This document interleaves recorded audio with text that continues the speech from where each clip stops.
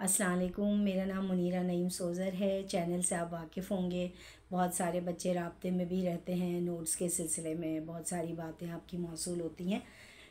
किसी तरह से जोशमली आबादी की नज़में रह गई थी, उनकी वीडियोस नहीं बना सकी थी। तो अब आपका जो सिलेबस 9686 ए लेवल्स, उसमें आपकी जोशमली आबादी में हुस्न और मज़दूरी, अलबेली सुबह और शिकस्त ज़िंदा का ख्वाब, ये आपकी 3 नज़में हैं। आज हम हुस्न और मज़दूरी पे बात करेंगे। सबसे पहले हम जोशमरी आबादी के अंदाज़े तहरीर पर बात करेंगे कि उनका अंदाज़े तहरीर किस तरह का है और वो किस तरह से लिखते हैं। 22 फरवरी शायर इनकलाब जोशमली आबादी का यौम वफ़ात है। मलिहाबाद जो उत्तर प्रदेश भारत में वाक़ है, उसकी वजह शोहरत आम हुआ करते थे, लेकिन जोश साहब की शख्सियत ने उसे 4 चांद लगा दिए। जिस तरह से इलाहाबाद अकबर इलाहाबादी की वजह से जाना जाता है, और जालंधर जो है वो अबुल असर हफ़ीज़ जालंधरी जो कि हमारे कौमी तराने के खालिक हैं, उनकी वजह से जाना जाता है। इसी तरह से मलिहाबाद जो है वो जोश साहब की वजह से जाना जाता है। तो आज हम उनके बारे में पढ़ते हैं और उनकी थोड़ा सा शायरी की मैं आपको खुसूसियात बताती हूँ। जोश साहब का जैसा मिजाज था ना, वैसा ही था जैसा उनका तखल्लुस, क्योंकि वो फितरतन इनकलाबी थे। और जोश, आप पता है जोश का क्या मतलब होता है, तो उसी तरह जोशीली शायरी करते थे और उन पर ये तखल्लुस सजता भी खूब था। फितरी मनाजिर की वो करते थे। आप देखेंगे हुस्न और मज़दूरी में कि फ़ितरत के मनाजिर को उन्होंने किस तरह से बयान किया है। जज्बात की बेमिसल अक्कासी, जिसकी वजह से उनको शायर फ़ितरत कहा जाता है। और उनका जो है अपने आप को अपनी शख्सियत को उजागर करता हुआ एक शेर है जो उनकी शख्सियत के लिए बहुत ही मौजू है। काम है मेरा तग़य्युर, नाम है मेरा शबाब, मेरा नारा इनक़िलाब व इनक़िलाब और इनक़िलाब। तो उनको शायर रोमान भी कहा जाता है, शायर फ़ितरत भी कहा जाता है, शायर इनक़िलाब भी कहा जाता है। जब दूसरी जंग अज़ीम के दौरान बरतानवी साम्राज्य के ख़िलाफ़ उनकी बुलंद आवाज़ में उन्होंने जर्मनों को मुखातिब किया, तो उनका ये शेर बहुत मकबूल हुआ था। ख़बर लेने बकिंगम की जो अब की बार तुम जाना, हमारे नाम का भी एक गोला फेंकते आना। तो जोश का जो असल नाम है वो शब्बीर हुसैन था। उनके अजदाद यूसुफ ज़ई पठान थे जो अफ़गानिस्तान से हिजरत करके हिंदुस्तान आ गए थे। मलिहाबाद में सकूनत इख्तियार कर ली थी और नवाबीन अवध के दरबार में आला दर्जों पर फ़ाइज़ थे, आला ओहदों पर फ़ाइज़ थे। तो उनके जब वालिद साहब का इंतकाल हो गया, उसके बाद उनकी तालीम का सिलसिला मुनक़ता हो गया था जोश साहब की। पहले उन्होंने ख़ानदानी रिवायत के मुताबिक इब्तदाई तालीम घर पर हासिल की, फिर अरबी फ़ारसी उलूम की तालीम हासिल करने के बाद आगरा के सेंट पीटर्स कॉलेज से सीनियर कैम्ब्रिज का इम्तहान पास किया। कुछ अरसे तक बंगला ज़बान के जो नोबल इनाम याफ्ता दानश्वर, शायर और मौसीकार थे रविंद्रनाथ टैगोर, उनके अदारे में तालीम भी हासिल की, लेकिन आगे का सिलसिला जारी ना रख सके और 1925 में हैदराबाद चले गए। हैदराबाद दक्कन की बात हो रही है। और फिर उन्होंने उस्मानिया यूनिवर्सिटी में शुबह तर्जुमा में मुलाजमत इख्तियार की। जोश ने 9 साल की उम्र में सबसे पहला शेर कहा था, शायरी क्यों ना रासाए मुझे, ये मेरा फ़न ख़ानदानी है। तो उन्हें निज़ाम हैदराबाद का एक जो थे जिनके पास वो काम करते थे, उनका रवैया पसंद नहीं आया। उन्होंने नज़म लिख दी उनके ख़िलाफ़, वहाँ से बरतरफ हुए। फिर उन्होंने एक रिसाला निकाला, अंग्रेज़ी हुकूमत के ख़िलाफ़ मज़ामीन लिखने शुरू किए, लेकिन माली मसाइल की वजह से उसको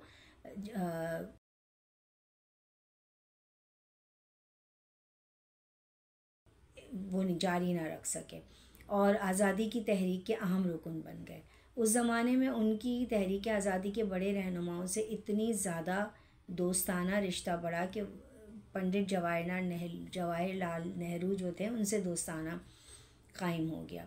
ज़बान के मामले में जोश बेहद हसास थे, मयार पे बिल्कुल भी समझौता नहीं कर सकते थे।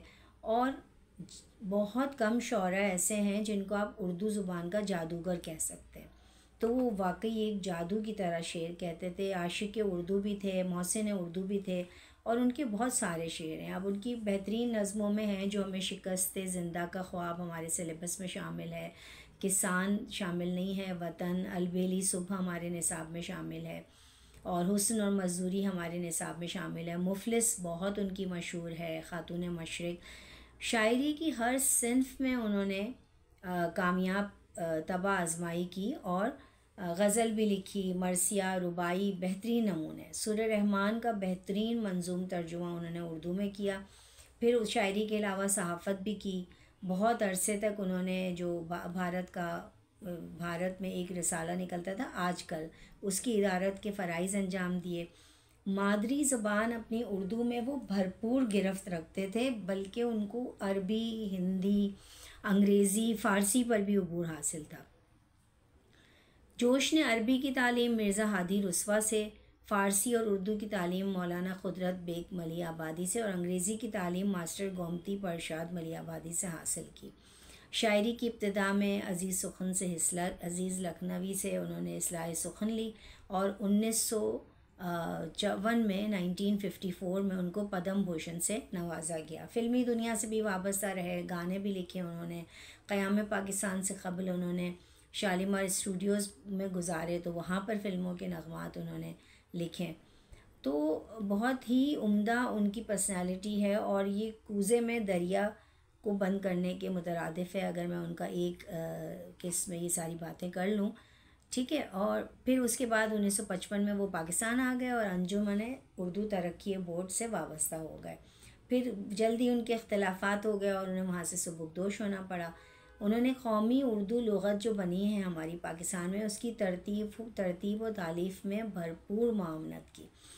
बहुत सारे फ़िल्म साज़ों ने उन्हें कहा कि आप हमारे फ़िल्मों के लिए गीत लिखें, लेकिन उन्होंने एक फ़िल्म के 8 नग़मात लिखे और मशहूर भी हुए। उसमें उनको बेहतरीन नग़मा निगार का अवार्ड मिला। उसमें जो आगे है कि मतलब हम उनकी इस वजह से हम नग़मों की बात नहीं कर रहे हैं कि हमारे सिलेबस में उनके कोई ऐसे गाने वगैरह शामिल नहीं हैं। आला पाए के नसर निगार भी थे और वफ़ात उनकी जो है इस्लामाबाद में हुई। नसर भी बहुत अच्छी लिखते थे। मक़ालात जोश हैं और आके ज़री हैं, इशारात हैं, ख़ुद नविश्त है, यादों की बारात, ये सारी चीज़ें जो हैं उसमें शामिल हैं। और उनकी शायरी का जो बताया जाए तो अल्फाज का उनका बहुत इस्तेमाल जो है ना, सलीक़ा उनको आता था कि किस तरह से अल्फाज की अक्कासी करते हैं। अशकाल की अक्कासी करते थे, यानी कि बहन भाइयों का प्यार, सूदखोरों के खौफनाक चेहरे, माँ बहन भाइयों का प्यार, वो सब बताते थे। और डॉक्टर अबुल सिद्दीकी कहते हैं कि जोश के हर मंज़र में ज़िंदगी की हरकत और जोश के मिजाज की रंगीनी और रानाई पाई जाती है। ये मनाजिर हयात परवर हैं। फ़ितरत निगारी बहुत अच्छी करते थे। हुस्न शबाब की आशिक अक्कासी करते थे। इनकलाबी उनकी शायरी थी। बेबाक दिलेरी और जुर्रत से बात करते थे और लामहदूद ज़ख़ीरा अल्फाज के साथ माशरे की ख़ामियों की वो करते थे, निशानदही करते थे कि माशरे में क्या क्या ख़ामियाँ हैं। अंग्रेज़ों की मुखालफत भी की, बहुत ज़ोरदार तरीके से की। वो किसी से डरते नहीं थे। उनकी ये बात थी कि इनकलाबी शायर थे, लेकिन वो किसी से डरते नहीं थे। अब जो है मैं आपको इसमें मेरा ख़्याल है हम नज़्म ऐड कर सकते हैं, क्योंकि ये छोटी हमने अभी पेश की है, आपको छोटा सा है, अभी इतनी लंबी वीडियो नहीं बनी है, तो हम उसको कर लेते हैं। अब हम जाते हैं हुस्न और मंजूरी की तरफ। एक दो शीज़ा सड़क पर धूप में है बेकरार, चूड़ियाँ बजती हैं कंकर कूटने में बार बार। अब ये देखिए कितना अच्छा मंज़र पेश कर रहे हैं कि हमें ऐसा लगता है कि वाकई में हम उस दोशीज़ा को देख रहे हैं। एक दोशीज़ा सड़क पर धूप में है बेकरार, धूप में वो जिस तरह से वो पत्थर कूट रही है, कंकर कूट रही है और वो बेकरार है। तो उसमें ये फरमाते हैं कि एक दोशीज़ा क्या होती है, जो कुंवारी लड़की होती है, यानी कि जो अनमैरिड होती है, यंग लड़की। तो कहते हैं कि एक कुंवारी देहाती लड़की है जो गर्मी के मौसम और धूप में सड़क पर कंकर तोड़ रही है। गर्मी की शिद्दत से बेकरार भी है, कंकर टूटते हुए उसकी चूड़ियाँ भी बज रही हैं। आगे बढ़ते हैं हम। दूसरा शेर है, चूड़ियों के साज में ये सोज है कैसा भरा, आँख में आंसू बनी जाती है जिसकी सदा। अब एक अगर आम आदमी देखेगा तो वो ये देखेगा कि एक औरत है जो पत्थर कूट रही है और गर्मी में वो बैठी हुई है, लेकिन वो ये कह रहे हैं कि उसकी चूड़ियों का जो साज़ बज रहा है, जिस तरह से चूड़ियों की खनक है, चूड़ियों की आवाज़ है, वो इतनी दर्द भरी है कि सुनने वाला अफसरदगी के आलम में पहुंच जाता है। ये सिर्फ शायर का तख़य्युल है, ठीक है ना। ऐसे नहीं है कि वो उसमें से कोई ऐसी सदा निकल रही है वो कर रहा है, लेकिन वो ये बता रहे हैं कि सुनने वाले जो है ना उसकी आंखों से आंसू बहना शुरू हो जाते हैं और उसकी हर चूड़ियों की खनक जो है ना उसमें एक सोज बरपा है। वो अपनी बेबसी बयान कर रही है, वो बता रही है कि मुझे इस गर्मी की हालत में बैठकर और मुझे यहाँ पर कंकर कूटने पड़ रहे हैं। गर्द है रुखसार पर जुल्फ़ें अटी हैं खाक में, नाजुकी बल खा रही है दीदाए नमनाक में। अब शायर क्या बता रहे हैं, गर्द है रुखसार पर, रुखसार कहते हैं गालों को और जुल्फ़ें बालों को। तो उस लड़की के बालों पर भी मट्टी है, उसके गालों पर भी मट्टी है पड़ी है, और दीदाए गमनाक उसकी मासूम आँखें, उसकी अफसुर्दा आँखें। तो अफसुर्दा आँखें उसकी अफसुर्दा दिल की गवाही दे रही हैं। और नज़ाकत ऐसी है उस लड़की में जो कि उस पर रह के कुर्बान हो रही है। ऐसी नज़ाकत, इतनी खूबसूरत लड़की नाजुकी बल खा रही है दीदा या गमनाक में। हालांकि वो बहुत उदास है, मट्टी में बैठी हुई है और ये सारा कुछ है, लेकिन उसके बावजूद उसकी वो नाजुकी की बात कर रहे हैं। हो रहा है जज्ब महरे खूं चुका के रूबरू, कंकरों की नब्ज़ में उठती जवानी का लहू। हो चुका है जज्ब महरे खूं चुका के रूप। महर क्या होता है? सूरज को कहते हैं। और सूरज की तपिश इतनी ज़्यादा है, इतनी ज़्यादा खून चुका है, यानी कि खून से भरी हुई है, इतनी ज़्यादा तपिश है उसकी कि उसमें उसका पसीना जज्ब होता चला जा रहा है।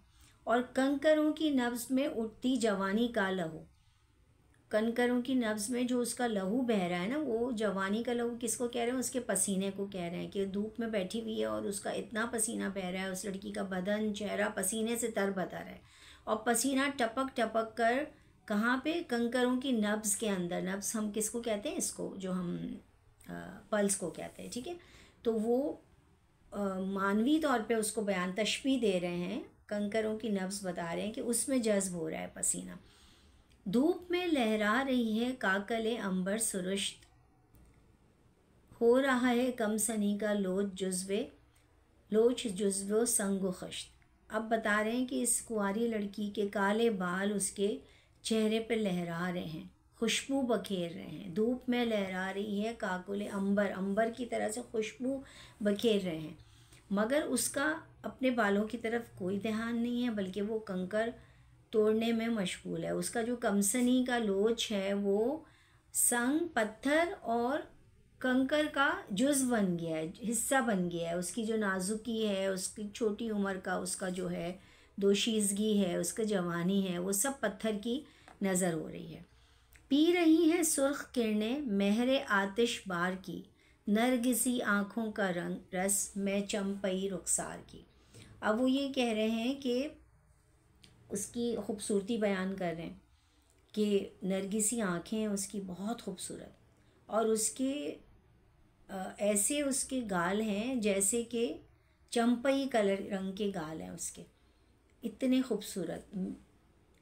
तो शदीद जो धूप और झुलसा देने वाली किरणें, सुर्ख किरणें, महरे आतिशबार सूरज पूरा इस वक्त आतिश का एक आग का गोला बना हुआ है। तो जो नरगिसी आँखें हैं उसकी, उसका रस और उसकी जो चंपई रुखसार हैं उसकी रौनक को कम कर रही हैं। उसकी हसीन नरगिसी आँखों को सूरज की रोशनी जो है वो कम कर रही है। गम के बादल खातिरे नाजुक पे हैं छाए हुए, आरिज़ रंगीन है या दो फूल मुरझाए हुए। कह रहे हैं कि गमों और तकलीफ़ की कसरत ने उसके गुलाब जैसे रुखसार हैं। आरिज़ रंगीन है, आरिज़ भी कहते हैं उसको गाल को, कि ऐसा लग रहा है कि दो फूल मुरझा गए। उसके गालों पे ऐसी तपिश पड़ रही है सूरज की, और गम और तकालीफ़ की कसरत ने उसको ऐसा कर दिया है, मुरझा दिया है कि उसको हसरत और यास की तस्वीर बना दिया है। वो एक उदास दोशीज़ा नज़र आती है जिसके चेहरे पे कोई रौनक नहीं, कोई चमक धमक नहीं है। चीथड़ों में दीदनी है रुए गमगीन शबाब, अब्र के आवारा टुकड़ों में हो जैसे महताब। अब वो ये कह रहे हैं कि उस देहाती लड़की के जो कपड़े हैं वो चीथड़ों में दीदनी है, यानी कि चीथड़े हैं उसके ऐसे हैं कपड़ों के कि उसका जिस्म झलक रहा है, और उस देहाती लड़की के फटे और पेवन लगे कपड़े उसकी गम और रंज से भरी जवानी का राज फाश कर रहे हैं। ऐसा मालूम होता है जैसे कि अबर के टुकड़ों में, जैसे बादलों के अंदर चांद छुपा हुआ होता है ना, ऐसे उन चीथड़ों के अंदर जैसे बादल ऊपर छाए हुए होते हैं, आवारा बादल, हर तरफ टुकड़े होते हैं और बीच में चांद छुपा हुआ होता है, ऐसे ही उसकी जवानी छुपी हुई है। उफ़ ये नादारी, मेरे सीने से उठता है धुआं, आह ए इफलास के मारे हुए हिंदुस्तान। जोश कह रहे हैं कि इस कुंवारी देहाती लड़की का शदीद धूप में मेहनत करना, मजदूरी करना, मेरा दिल इतना उदास हो गया है, मेरा दिल इतना अफसरदा हो गया है कि मेरी ज़ुबान से बेसाख्ता निकल जाता है कि ए हिंदुस्तान, तू अफलास का कैसा मारा है, तू कितना गरीब है, तेरी आवाम कितनी गरीब है कि वो एक लड़की सड़क पर मजदूरी कर रही है। हुस्न हो मजबूर कंकड़ तोड़ने के वास्ते, दस्ते नाजुक और पत्थर तोड़ने के वास्ते। यानी कि हिंदुस्तान एक ऐसा मुल्क हो गया जो इतना गरीब है और गर्दिश अयाम और भूख, गुर्बत, अफलास उसने ऐसा कर दिया लोगों को कि मासूम नाजुक कुंवारी लड़की को पत्थर तोड़ने पर मजबूर कर दिया। फिक्र से झुक जाए वो गर्दन, तुफ ए लैलो नहार, जिसमें होना चाहिए फूलों का एक हल्का सहार। अब कह रहे हैं कि तुफ है, लानत है, दिन और रात को लानत भेज रहे हैं। तुफ है लैलो नहार, वो लैल का मतलब होता है दिन, रात, और नहार का मतलब सुबह।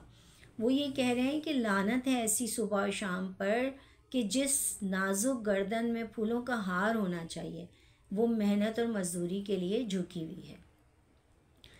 आसमां जाने तरफ को वक्फ रंजूरी करे, सिन्फ नाजुक भूख से तंग आकर मजदूरी करे। वो ये कह रहे हैं आसमां जाने तरफ, संगदिल आसमान, एक नौजवान नाजुक अंदाम लड़की को जिसे ऐशो इशरत में ज़िंदगी गुजारना चाहिए था, वो सिन्फ नाजुक, वो बिल्कुल नाजुक है, वो रंजूरी के लिए वक्फ़ हो गई, वो मुसीबत के लिए वक्फ़ हो गई, वो गम सह रही है, वो दुख सह रही है, वो मुसीबत में मुब्तला होकर भूख की वजह से मजदूरी करने पर मजबूर हो गई है। इस जबीन पर और पसीना हो झलकने के लिए, जो जबीन नाज हो अफशां छिड़कने के लिए। उसकी पेशानी की तारीफ़ कर रहे हैं, खूबसूरत पेशानी, जबीन कहते हैं पेशानी को, कि इस पेशानी पर तो अफशां छिड़कनी चाहिए, इस पेशानी को तो सजा हुआ होना चाहिए, और इस पर गुर्बत की वजह से पसीना है, इस पर गुर्बत की वजह से मुसीबतें हैं। भीख हैं वो हाथ उठे इल्तिजा के वास्ते, जिनको कुदरत ने बनाया हो हिना के वास्ते। अब वो ये कह रहे हैं कि जिन हाथों को कुदरत ने, जिन नाजुक हाथों को, सिन्फ नाजुक के हाथों को अल्लाह ताला ने मेहंदी के लिए बनाया है, कुदरत ने मेहंदी के लिए बनाया था, और उन हाथों को गर्दिश अयाम ने, अफलास ने, ज़माने के हालात ने पत्थर तोड़ने और भीख मांगने पर मजबूर कर दिया है। नाजुकी से जो उठा सकती ना हो काजल का बार, उन सबुक पलकों पर बैठे राह का बोझल गुबार। काजल का बार, काजल का बोझ, काजल जो लगाती है ना लड़कियां आँखों में, और सुबुक पलकों पर नाजुक पलकें, बोझल गुबार, मट्टी, धूल, धुआं। कह रहे हैं वो आँखें जिसमें काजल और सुरमा होना चाहिए, ये तो इतनी नाजुक आँखें हैं जो सुरमे का बोझ भी बर्दाश्त नहीं कर सकती हैं, जो काजल का बोझ भी नहीं बर्दाश्त कर सकती हैं। वो दुख भरी आँखें अब मट्टी और धुएं से भरी हुई हैं। क्यों फलक मजबूर हूँ आंसू बहाने के लिए, अंखड़ियाँ हों जिद्दो दिलों में डूब जाने के लिए। आसमान को मुखातिब करते हुए कह रहे हैं कि ए आसमान, तुम्हारी संगदिली का ख़ास सबब है कि उसके दिल की आंखें बंद हैं। तुम्हारे दिल की आंखें क्या बंद हो गई हैं? अगर जागती और खुली भी होती, आसमान को कह रहे तो उसमें हमदर्दी होती, और इन मज़लूमों की हालत पर आसमान रोता। वो सरमायादार जो रुपए के नशे में गहरी नींद सो रहे हैं, इन गरीब और मुसीबत ज़दा मज़दूरों की हालत पर आंसू बहाते। और ये तो वो आंखें हैं जिसमें जो दिलों में डूब जाने के लिए, और इनसे क्यों आंसू निकल रहे हैं? मुफलिसी छांटे उसे कहरो गज़ब के वास्ते, जिसका मुखड़ा हो शबिस्ताने तरफ के वास्ते।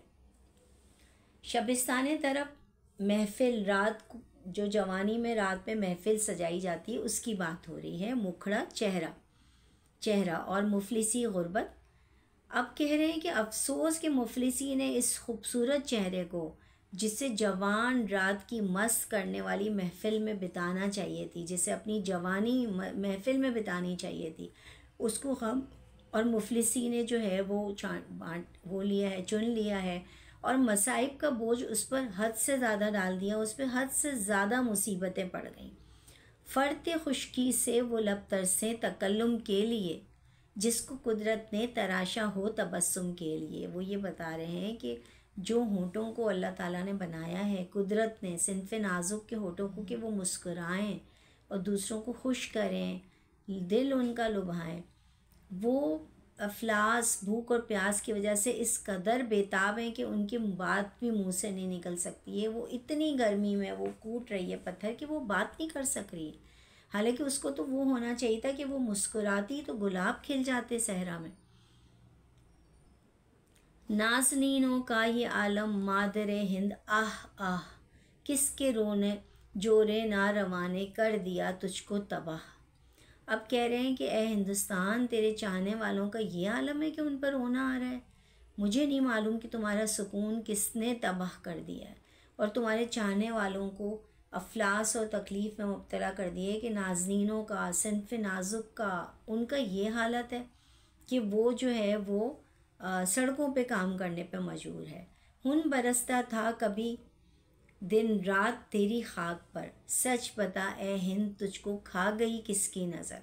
इसमें कह रहे हैं कि दिन रात हिंदुस्तान तुम पे तो मालो दौलत बरसता था, मेरा मुल्क तो इतना ज़्यादा अमीर था, अब पता नहीं किसकी नज़र रख गई कि लोग गुर्बत में आ गए हैं और लोग मजदूरी करने पर मजबूर हो गए। बाग तेरा क्यों जहन्नुम का नमूना हो गया, आह क्यों तेरा दर भरा दरबार सोना हो गया। वो ये कह रहे हैं कि ए वतन, तेरे मुहिब वतन लोग जो है कैसे इफलास और मसाइब का शिकार हो गए, और तेरा सुकून हंसता खेलता समा क्यों ख़त्म हो गया। आप जब इस नज़म को पढ़ेंगे तो आप उसको आजकल के हालात से ज़रूर इंटरेक्ट कीजिएगा, ज़रूर रिलेट कीजिएगा। आजकल हमारे मुल्क की यही हालत है कि लोग गुर्बत में हैं। अब ये सारी बातें यहाँ बच्चों से तो नहीं की जाती हैं, बच्चे हों या बड़े, लेकिन इसी तरह के कुछ हालात हैं हमारे मुल्क के भी। दस्ते नाजुक को रसन से अब छुड़ाना चाहिए, इस कलाई में तो कंगन जगमगाना चाहिए। वो कह रहे हैं कि नाजुक हाथों को हम सख्त मेहनत से छुड़ा दें। ये नाजुक हाथ जो है वो मुशक्क़त के लिए, मेहनत के लिए, पत्थर तोड़ने के लिए नहीं बने। ये तो इस काबिल हैं कि इनमें खुश रंग चूड़ियाँ हों, चमकते हुए कंगन हों। वो एक अच्छा गुमान कर रहे हैं। अब वो आखिर में अच्छे गुमान में वो अपना इस नज़म का इख्तिताम कर रहे हैं, और वो क्या कह रहे हैं कि दस्ते नाजुक को रसन से अब छुड़ाना चाहिए, इस कलाई में तो कंगन जगमगाना चाहिए।